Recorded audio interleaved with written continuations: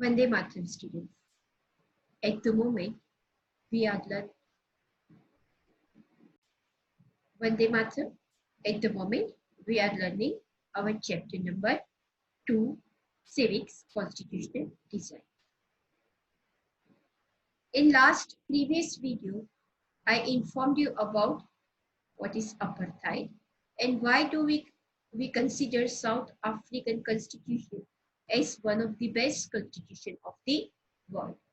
Today, we are moving ahead. Now we are coming to one of the very important part, and that is, why do we need constitution? Now you need to understand that in any democracy or in any country rather, there are multi-culture, multi-different ideologies too. Now some people are in majority and some are minority. We all the different kind of people have to live with harmony in the country. And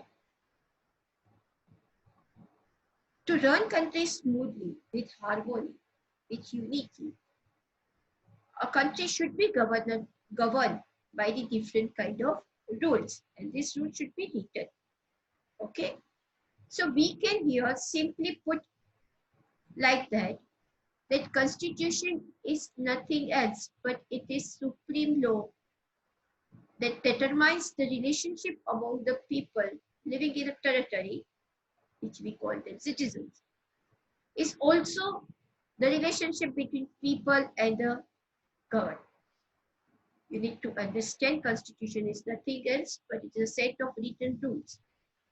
Okay, and it is a supreme law that determines the relationship among people living in a territory and the relationship between government and the people. Now, constitution does many things. First, it generates a degree of trust and coordination among the citizens. It's very important to understand.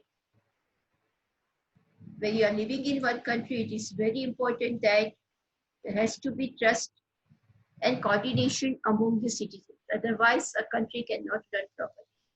Second, it also specify how the government will be constituted, who will have power to take which decision. कैसे government form होगी, किसके पास क्या power होंगे, क्या decision लेंगे. It also lays down limit on the powers of government and tells us, we the citizens, that rights of the citizens. Understand, government powers are not unlimited. It's constitution which is putting down limits on the powers of government. And it also informs us, tells us about our rights. Our rights as a citizen is also inform us about our duties also. So if I ask you this question, and if you are going to write this question in the examination, you have to write rights of the citizen and duties of the citizen both. The fourth most important point here is that is express aspirations of the people about creating a good society, about creating how our country would be. We all have a dream, we all have aspirations about our country. And Constitution always tells us about the same. So now from South Africa, we are coming to making of the Indian Constitution. You all are very well aware that India was under colonial rule. India was under British rule. And when we got freedom, our first task was to frame our constitution, right? Now you need to understand here, the making of Indian Constitution was definitely not an easy task. Okay? India also drawn up its constitution under very difficult circumstances. First, which is the main point, is that India was and is a huge and diverse country. We were different kind of people living in this country with a different culture, with different aspirations, different vision, different caste, different religion. Linguistics differences are there. Now making of the constitution for such a huge and diverse country was definitely not an easy affair for our constitution makers. So when we got to freedom, we emerged from the subject, we were subject under the British rule, to the citizens. So our ideas were different. Now we wanted our own country as per our own vision. And so many people with a different culture. So it was not easy to understand. Second, the most important point is that the country, India, was born through a partition. And the partition was on the basis of religious differences. This was a horrified, traumatic experience. At least 10 lakh people were killed. I'm sure all of you must be aware about the partition, right? Now, just to inform you, you can see here, see here, this was India before partition. This was India before partition, okay? You can say that from Gujarat to entire south to entire east to entire north and northwest, including Pakistan. This was what India was actually. Okay. When we got partition, we were parted into three parts. One, Pakistan. Second, East Pakistan that time. The Bangladesh was known as East Pakistan. It was a part of original Pakistan, which you understand at the moment.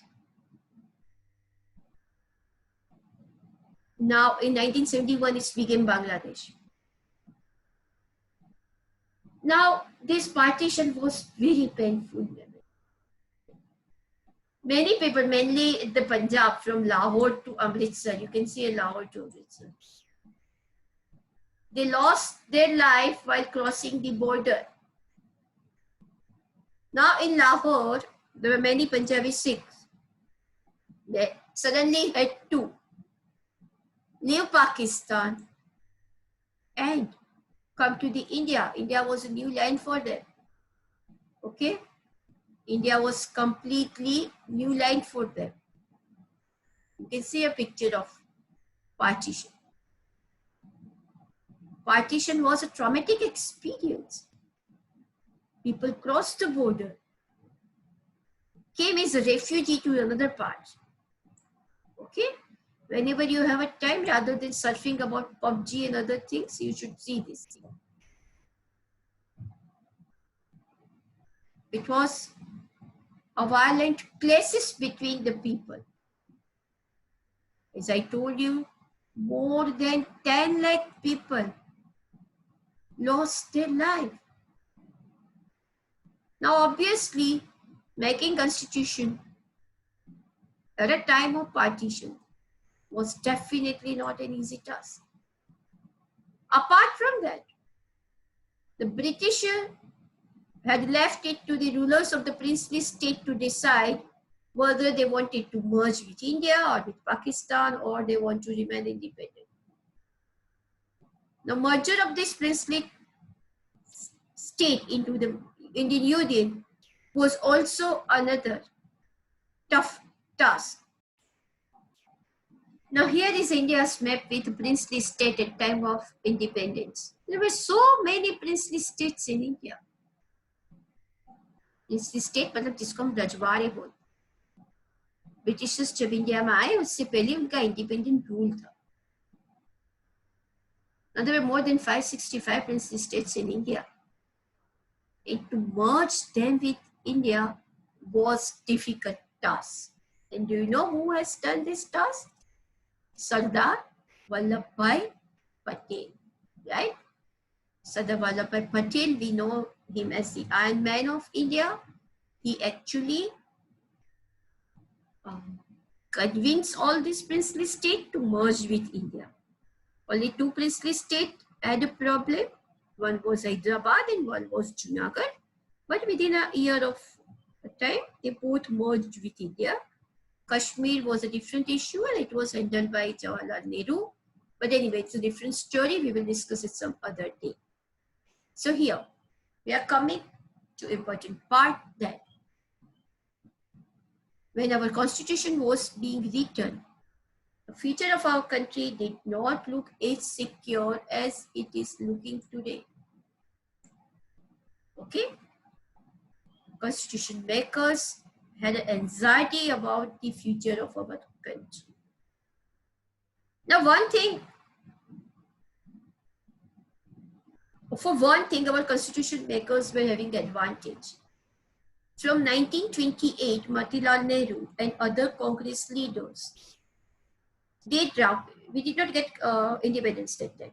They drafted our constitution, right? And basic value they incorporated in that document. That time India was not even parted, understand that. First thing was universal adult franchises, right to freedom, equality, and to protecting rights to minority. So when our constitution maker, Constituent Assembly met to deliberate constitution, they were having values in the mind on what path they had to frame our constitution. Second advantage was that our political leaders were familiar with the institutions of colonial rule.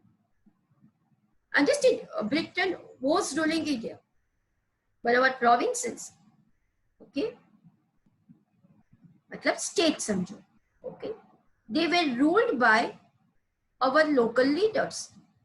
So our leaders were having experience of administration, though it was at a local level. Major rule was definitely was of a British, but they were having basic experience. So when our constitution was framed, they adopted many institutional details and procedures which was there in the colonial laws, mainly in the colonial law of Government of India Act 1935. The Government of India Act 1935 was actually colonial law, but we adopted many features, many procedures from that law in our constitution.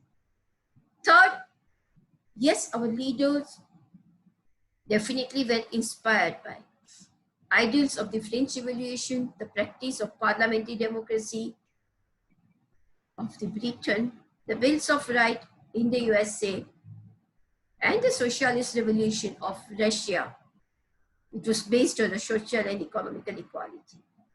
They definitely inspired by this country's constitution. Though Russia was not a democratic country, but still, our leaders were very much inspired by social and economical equality concept. But they simply not imitate those things, okay?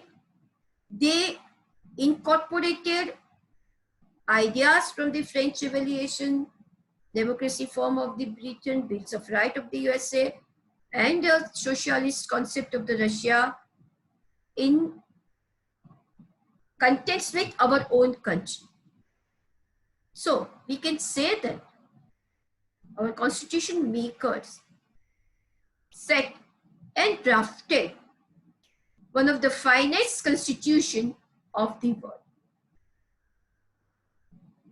For today's video, we are stopping here. The next video, we will move ahead with more details. I've already given you homework, and if you have not written those questions, I'm mentioning over here. Please look at your screen. You need to complete these 6 questions in your notebook. Okay. I'm giving you time for 3 days for this. And after that, I will give you new set of concepts. Till then, enjoy your study time.